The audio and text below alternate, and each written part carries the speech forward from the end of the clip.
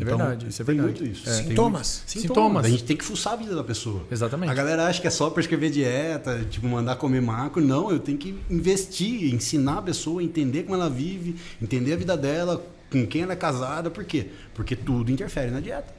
Falou tudo. É verdade. Tem que ir um pouco além do básico. Porra. Não adianta, você tem que conhecer o cara, dá, tem que não dá, conhecer. gente. E sono, né? Não. Sono é tudo, Sono né? é muito E aí o que tem de subestimado. fitossêutico que ajuda no sono, cara? Um monte, pô, um monte. Gaba, mulungu, passiflora. Até ashwagandha à noite. Ashwagandha. É. 5-HTP, melatonina. E eu vejo muito assim, eu gosto de ver exame de GF1. Uhum. Você pergunta pra pessoa, você dorme bem? Durmo. E GF1 tá 70. Fala, velho, você não dorme bem. Você é raso o teu sono. Muito raso. Então, todas as... Você tem que lembrar que você quer treinar bem, mas que o treino é catabólico, destrutivo, que você cresce, faz hipertrofia e se recupera no sono. Então, o cara que tem um sono cagado vai ter uma texto cagado, um GH cagado, IGF-1 cagado. E ele não recupera do treino. Aí é o cara que vai voltar no mesmo músculo para treinar e ainda tá doendo. Tá doendo. E sabe um sinal que eu percebo dos pacientes quando o cara tá melhorando o sono? Porque o sono tem, na literatura, em torno de 4 fases, mas a mais importante é aquela profunda que você desce lá no teta. É que são poucos minutos, não são A frequência muitos, né? teta. E quando você sonha, na verdade, você está oscilando para um sono mais leve. Então, quem nunca acordou depois de um sonho? Uhum. Você está na sua fase REM. Tipo, a fase REM não é a mais profunda. Então, quando você dorme na primeira fase de profunda, você se renova. E aí você vai mudando os ciclos de sono. Quando você acorda, você tá bala. O problema é que o sono é totalmente desregulado pelos ciclos circadianos da nossa vida. Show de bola. Perguntas, Mauricião? Salve patrulha, o Matheus mandou. A ordem dos macros nas refeições pode interferir no biotipo de cada indivíduo? Exemplo, um ectomorfo na injeção de proteína no pré ou pós-treino? Pode. Como é que é a pergunta? Assim, se eu comer carboidrato antes de proteína ou comer proteína antes de carboidrato, tem uma interferência no meu corpo, no meu físico? Sendo Boa ectomorfo, Tem. pré-treino, pós-treino, Sim. se tem a diferença. Vamos colocar alguns exemplos para facilitar para a galera. Então, assim, eu tenho um diabético que a gente estava falando, um cara de resistência à insulina. Eu vou dar carboidrato para ele, mas qual é o primeiro alimento que ele vai comer? Fibra e proteína para depois comer o carboidrato. Pode diminuir a velocidade de absorção. Né? Exato. Um ectomorfo, o que eu faço? Eu mando primeiro o carboidrato, suco de laranja, arroz branco, para depois ele mandar a proteína e a salada. Porque daí ele não estraga o processo de digestibilidade dele por velocidade. Tem um vídeo nosso que a gente... Um dos primeiros vídeos. Bom pra caramba. Que a gente falou pra quem tem dificuldade de comer um doce de leite meia hora antes da refeição. Pra fazer o pico de insulina da fome, né? Tá fome, Esse vídeo tem mesmo. Quem tem filho sabe, né? Tipo, dá um suquinho ali antes do almoço, meu, nossa, vira um dragão pra comer. Maurício, você toma um suquinho antes do almoço, porque você é sempre um dragão. Aí, terminando a resposta, quando você pega e pós-treino, você come primeiro a proteína para depois comer o carboidrato, de certa forma, a ressíntese de glicogênio vai acontecer.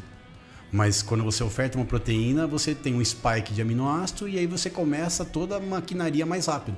Só que no final do contexto pode ser que não dê tanta diferença. Eu acredito que isso funciona muito bem para indivíduos treinados com uma concentração de massa muscular muito grande e que tem um encaixe dietético muito preciso. Ou seja, atleta. Seu filho. O cara saiu disso... Ramon, né? Atleta. Saiu disso. Um cara normal...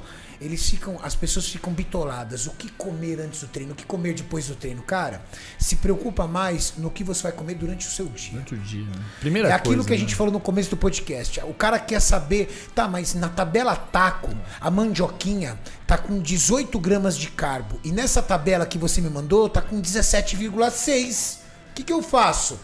Ele tá preocupado com 0,4 gramas em 100 gramas do alimento. Cara, isso não vai mudar.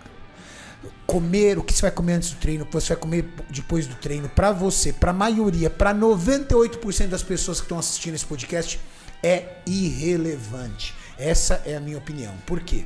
Porque você precisa ter, primeiro, controle do que você come. O que você come? Você sabe, você tem noção da quantidade do que você come, principalmente de cada macronutriente? Primeiro fator. Segundo fator, você vem trazendo pelo menos uma boa parte desse alimento, alimentos saudáveis que vão trazer resultado no seu processo enzimático digestivo, na sua saúde. Terceiro, e fator muito importante, você só está preocupado com os macronutrientes e os micronutrientes. Exato. Você vem pensando em fitoquímicos, vitaminas, minerais, prebióticos, porque às vezes o cara... Eu recebo muita pergunta sobre probiótico. As pessoas estão preocupadas em tomar probiótico, mas estão despreocupadas em cuidar das suas enterobactérias, que é muito mais importante. Resultado. Quer comprar resultado. Querem comprar resultado. Você quer foder E eu acho interessante isso, porque a pessoa quer investir. O que a gente está tentando te explicar é que tem coisas que você não consegue comprar.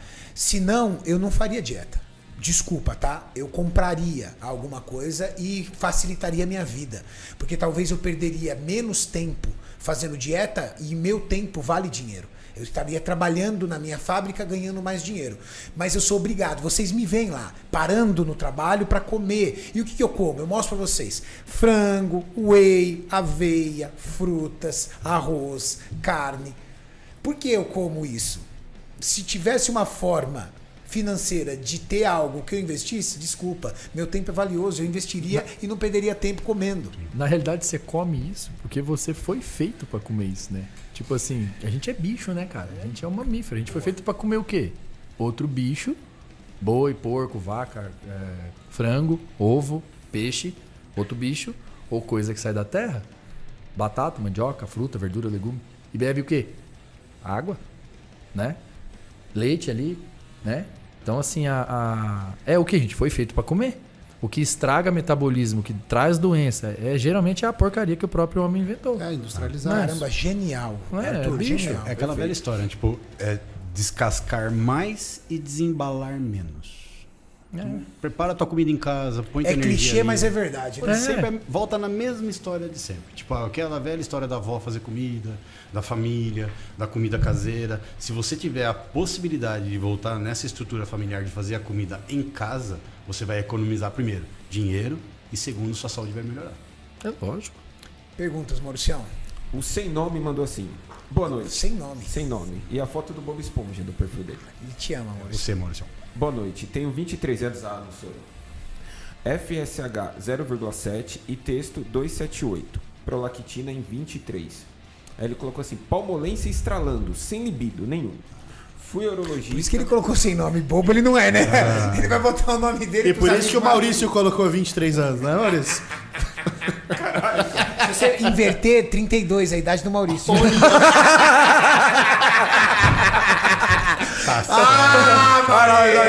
Maurício na vou melhorar a sua palmolescência. Maurício na palmolescência pura, desesperado, prolactina alta, eixo inibido, a teta dele espiando leite, tanta prolactina, entendeu? Tá preocupado, Bom, bicho? responde a pergunta do Maurício que não queria ser. Calma. Maurício, tem mais. Peraí. Tem mais. Maurício, pelo menos você pagou o superchat, né? Calma. Ele tá lendo de um post-it que eu tô vendo. Ele trouxe de casa. Calma. Vai. Eu tenho 33 anos. Não 32, então não sou eu. Atualiza então o seu perfil aí, Maurício. Fui ao urologista e o mesmo disse que eu estava normal. O que fazer por conta própria ou alguma recomendação? Cara, não, por conta própria é mudar de médico. Mas vocês têm de cabeça esses números para saber se esses números estão dentro ou fora? Porra, não, eu tenho de cabeça. Eu tenho de cabeça. Prolactina alta? Não, tá altinha, mas assim, ó, por exemplo, o cara tem várias possibilidades. A primeira coisa que ele vai fazer é mudar de médico, né? Então, assim, uma pergunta. Ele foi no especialista certo? É um urologista que cuida dessa parte, dessa saúde hormonal? Não importa, dele? Renato, é um bom médico. Não, sim, né? mas então, ele né? poderia ter ido num outro especialista. Poderia ter ido num clínico bom, num endócrino bom. Pouco importa o especialista. Então. Se o cara entender pelo menos do mínimo ali, ele vai saber que o negócio não tá legal, né? Como é que um cara desse jeito ele vai estar com o eixo inibido? Tá inibido de alguma forma, né? Aí ele tem um prolactinoma, ele tem lá um microadenoma de hipófise, né? A prolactina dele tá alta? Não tá, mas tá um pouquinho. Tem que ser investigado. Né? Então, assim, o cara, sei lá, pode fazer uma ressonância de hipófise, pode fazer um monte de coisa para saber se ele tem alguma coisa. Tem o Dustinex, né, que o pessoal usa também. Mas assim, às vezes você usa o Dustinex. É que você vai tratar só o sintoma, né? Só a prolactinemia, né? Mas assim, às vezes não tá tão alta. Inclusive tem um fitossêutico muito bom que chama Vitex agnus, sabe? Vitex é muito bom, em doses altas ele baixa a prolactina que não tá tão alta assim. Legal. Se não for o caso de um microadenoma de hipófise, né? Mas se às vezes tem um microadenoma de hipófise, vai ter que usar remédio mesmo, droga, né?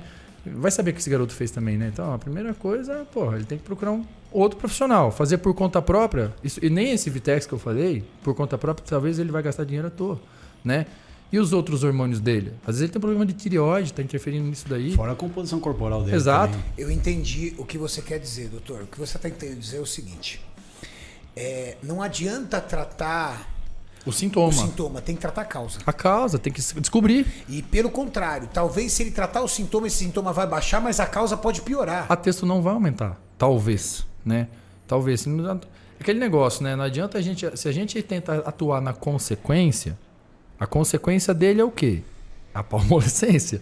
É a falta da testo, é a falta da libido. Desesperado, o pobre quer transar. Exatamente. Maurício tá desesperado. Mas aí qual é a causa? Ele nesse caso, ele pode até usar algum tipo, sei lá, o cara usa uma droga que para ele poder transar, sei lá, um tadalafila. Manda um tadalafila. Mas e aí, Não vai resolver? nada. O problema dele é nítido que não é mecânico, né? Porque assim, pô, o cara tá sem libido, mas a libido pode ser hormonal, mecânica, metabólica, psicogênica.